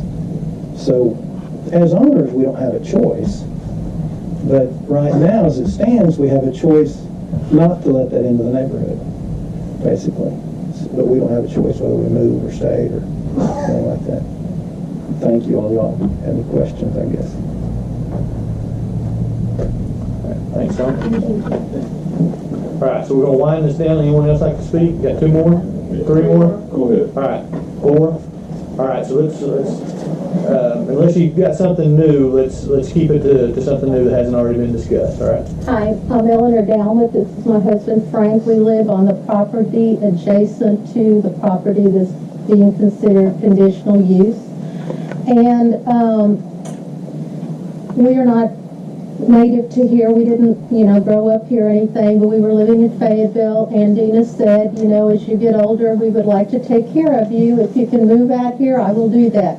That property became available. We jumped on it. We live right next door to her and right adjacent to that property. When we moved here and bought that land, we did it with the plan that we would be able to come here and live out our final years here in hopeful safety and quiet and beauty. I am very concerned that you said not to bring up anything old, but I'm really concerned, that was mentioned, but I'm really we've already discussed a lot of it, so let's I'm keep it concerned simple. about the bachelor and the high school graduation parties. Carolyn, that was not mentioned to us when you came to the house, and I'm sure you didn't intend that, but that is not something we would like to have. As I mentioned at the meeting the other night, Saturday night happens to be our family night when our daughter and our son come over and their children. And we know there's a fence going to be put up. It's not to keep our people out of their property, but to keep those people at that event off of our property. And so we're just asking you to please consider the welfare and the safety of the people that are already living out there, like has mentioned, the property values and the peace and the quiet. And as Dina mentioned, so importantly, that y'all are here to follow the letter of the law, and we just ask you to do that. Thank you. Thank you. Thank you. So that was Eleanor Dalmut. Did you get that? What's the last thing on Dalmut. Thank you. My name is Travis Keys. I live in Butterfield. I want to talk about something a little bit different than what everybody else has been talking about. Your conditional use permit that if she gets granted, will ruin the property itself, because if the business doesn't survive, that conditional use goes along with it, but then you have to grant another conditional use for another business to go in there. And you said that whenever the conditional use will go with her whenever it's sold, it goes back to what's called residential. And you're going to have a parking lot, you're going to have a fence, and you're going to have an 8,000 square foot building on a residential property that will not be able to be sold unless you use it for another business that will have to get a conditional use permit and go through all of this again. And not only that, I think their numbers are wrong. I think you're low when you're 1.2. For a fence, if you're putting a fence around it, the fence is not going to do anything except for keep people out. It's not going to do anything with the sound. For a actual sound fence to wrap the property would probably be around $1 million itself. The lighting is will be an issue, but as far as the conditional use, the financials, like she said, $15,000 for a weekend, you'd have to do 40 weekends, and in a year to make the $600,000 that she's talking about. There's only 52 weeks in a year, or 52 weeks in a year. It's not possible, and for it to be $15,000 just starting out, I don't think that's feasible. So I don't think the financials are there, and then the property, I think, will be ruined afterward. And I just don't think that the numbers don't line up. So it sounds $600,000 a year for West Fork sounds great, but it's not feasible. Okay, thanks, Travis.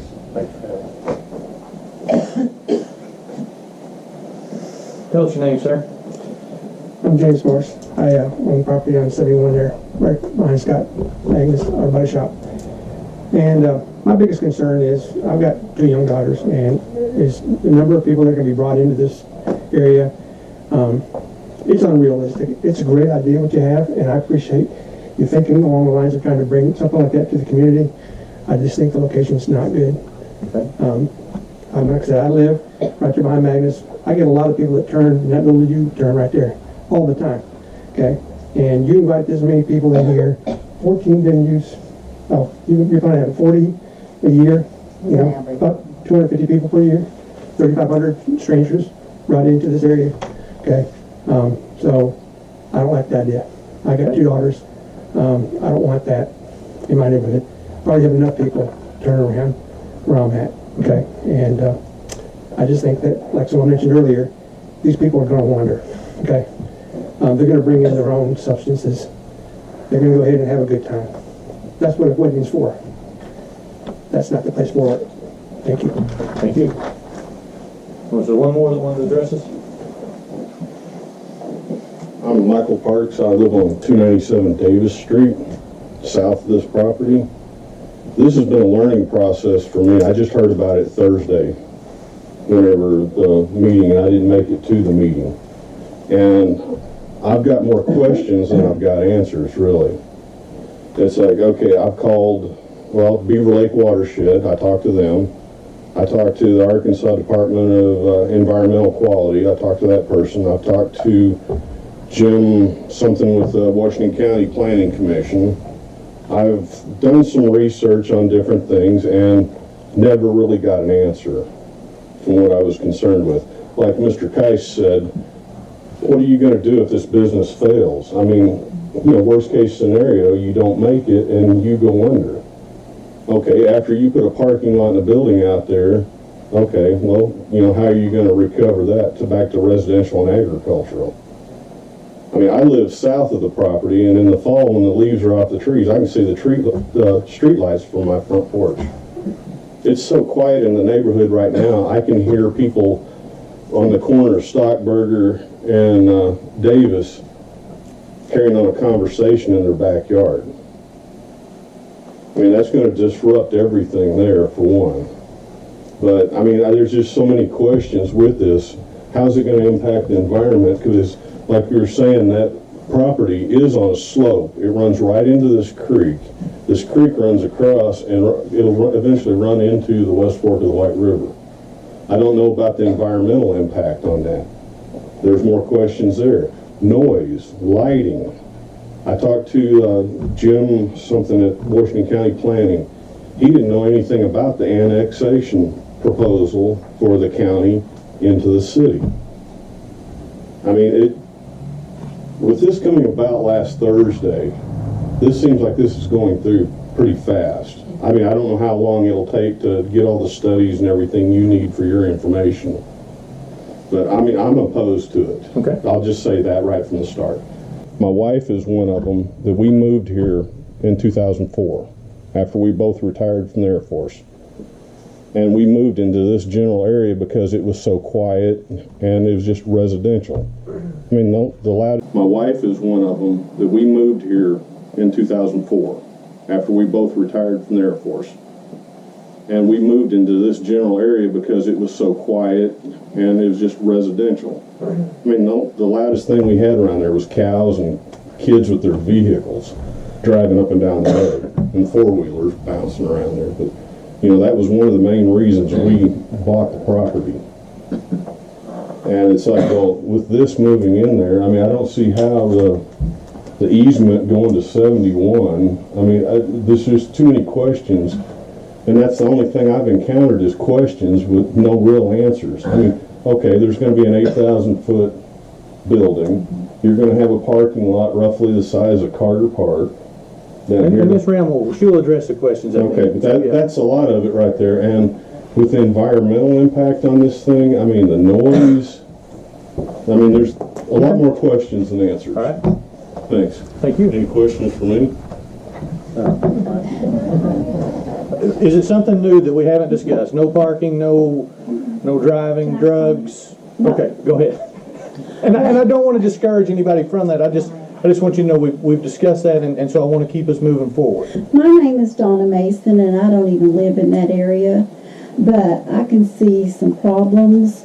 This is the first time I've heard about it, but I have a business in Greenland, and as you know, last year Greenland was a dry city, and this year it's they can sell alcohol there, and they can sell it in restaurants or bars or wherever they want to put in.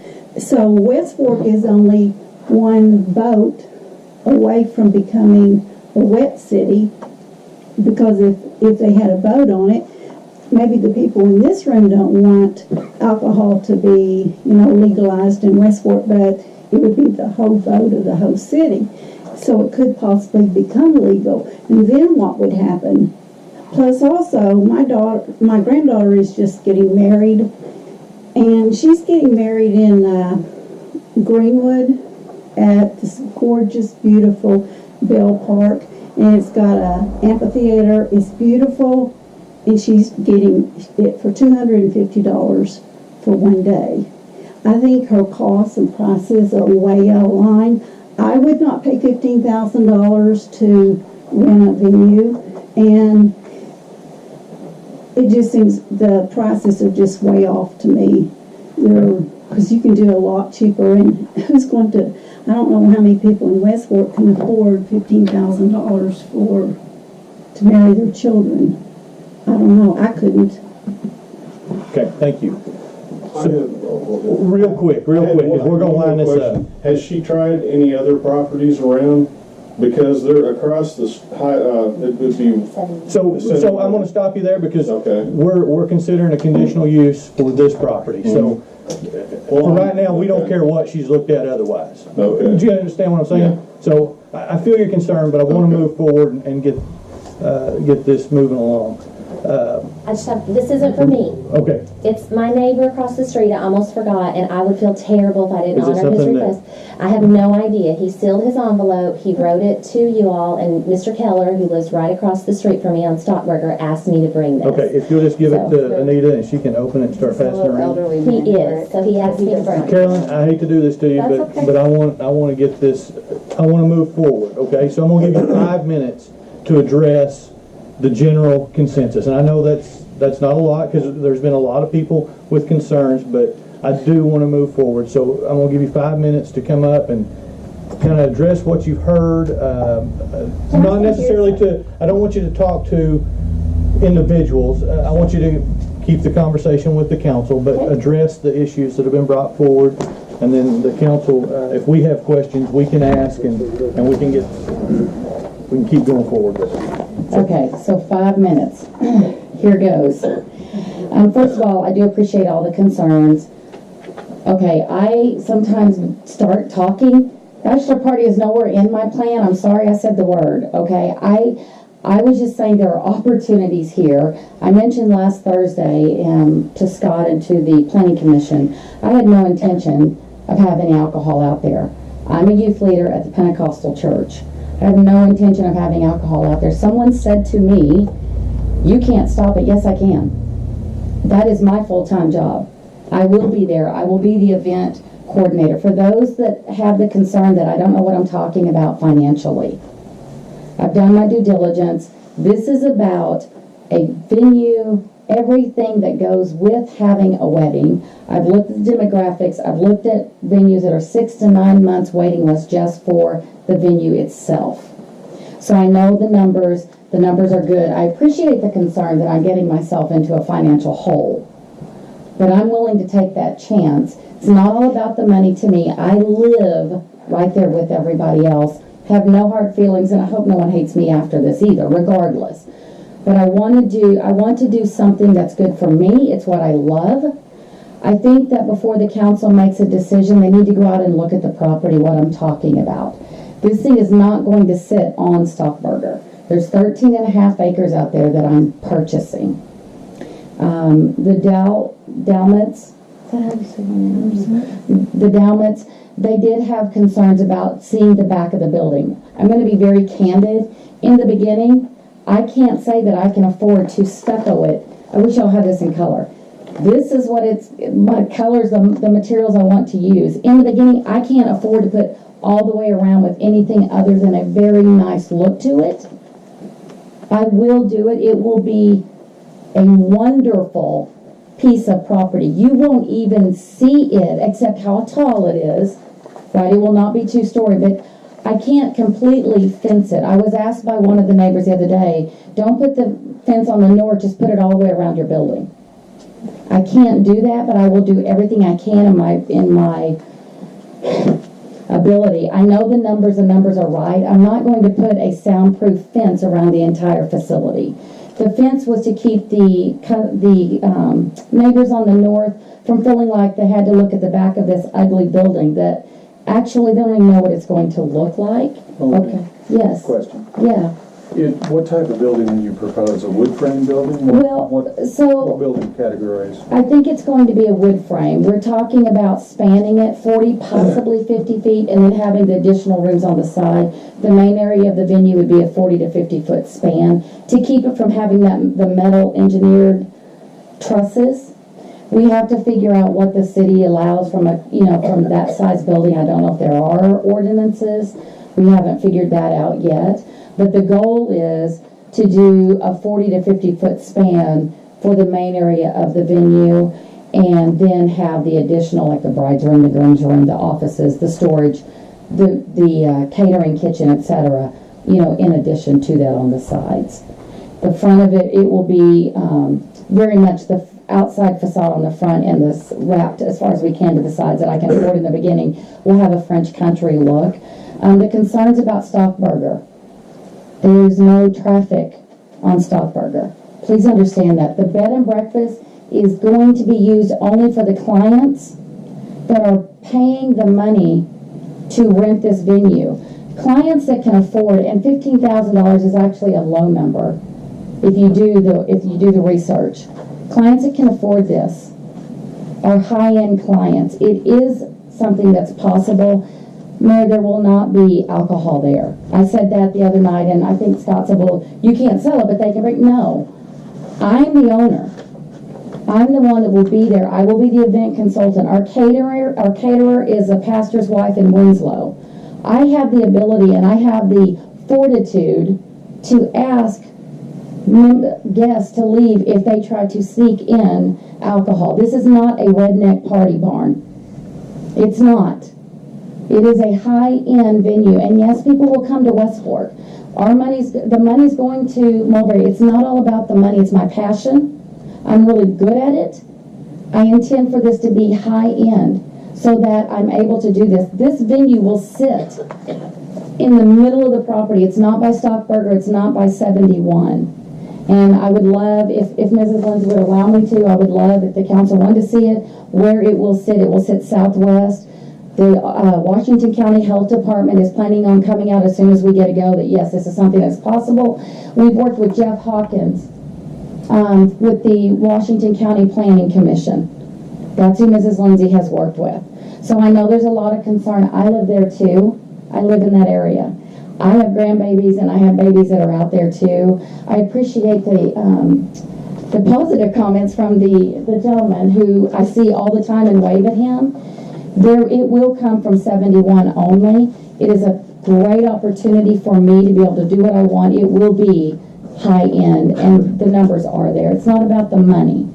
But I wanted you all to understand from a city standpoint, it would benefit the city. They will come and eat. There will not be alcohol there.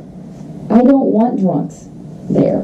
But people come up and down 71 all day long, all the time. And so they would have to exit and enter from 71. May not always be 250 guests, but that is what I want to build for, to do what I want to do. Okay. Any questions?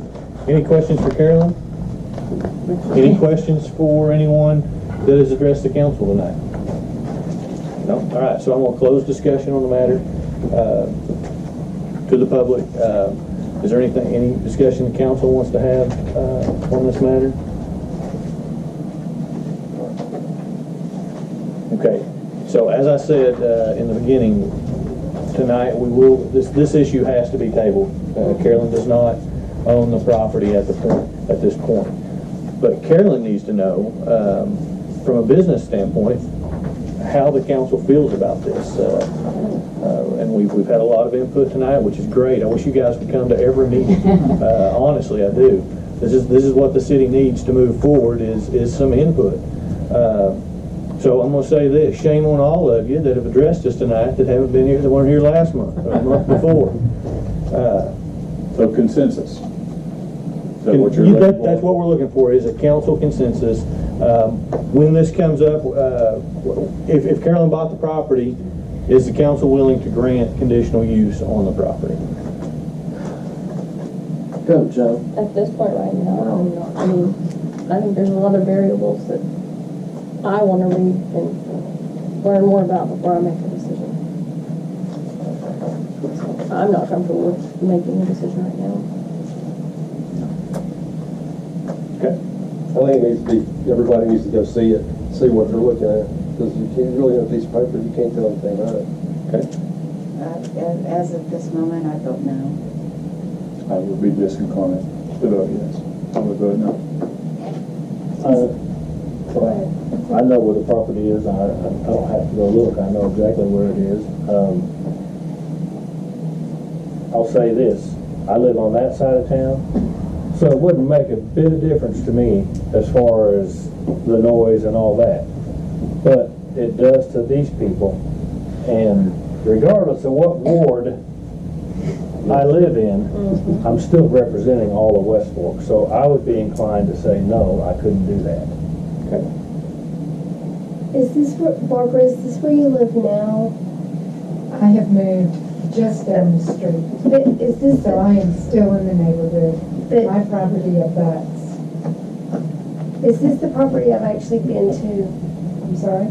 I've been to a property that you lived. Is this that property?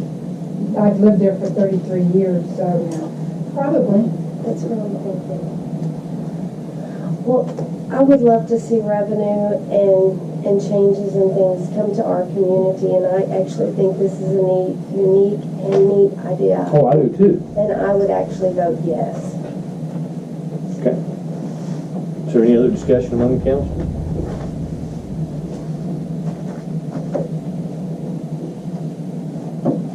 So I would entertain a motion to table this issue.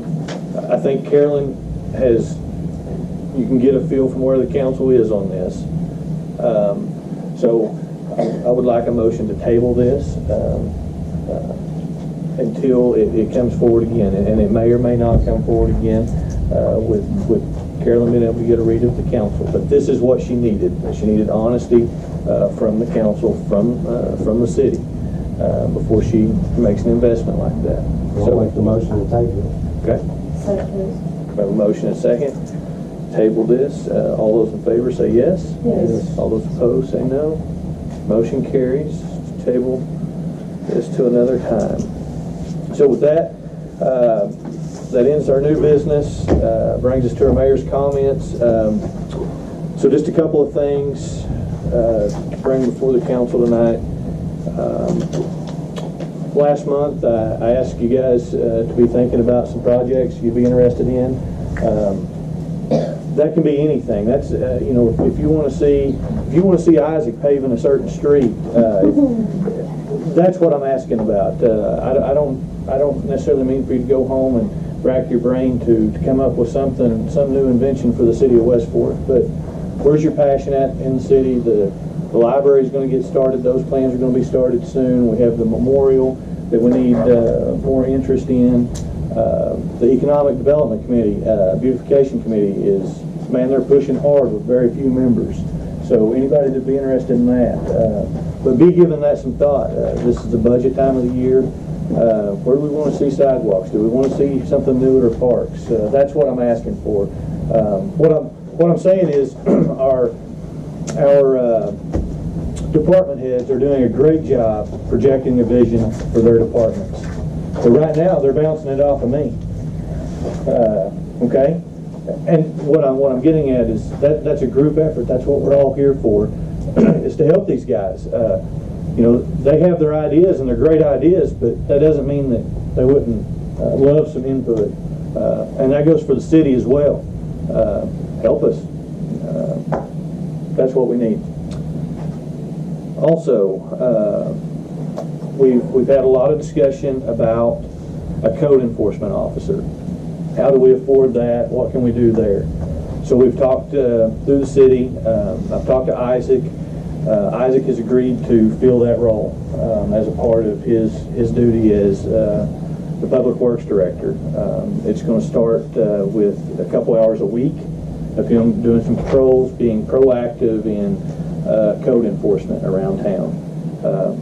That is obviously going to start with some training on Isaac's part, get him up to date on the codes, how that works, and the idea is to grow this position into a more permanent, full-time position outside of our Public Works Director, but that will be a start in the right direction. At least we'll start getting some of those issues addressed. Lastly, I was asked about traffic counts earlier, and so just wanted to give everyone an update on this. So you may have noticed they had a traffic counter between here and Greenland. It's been 3-4 weeks ago. The count off of that was roughly 5,900 people a day traveling between Greenland and West Fork. Traveling across Riverside by Riverside Park is roughly 4,900 people a day, 4,900 cars, and then about 4,800 exit Interstate 49 at the West Fork exit per day. So just some general information just to keep you guys informed of what is going on, what kind of traffic we're getting. With that, I'll entertain a motion to adjourn. I'll make that motion. All those in favor? Thank you. Motion and second. All those in favor, say yes. Those opposed, no. Meeting is adjourned.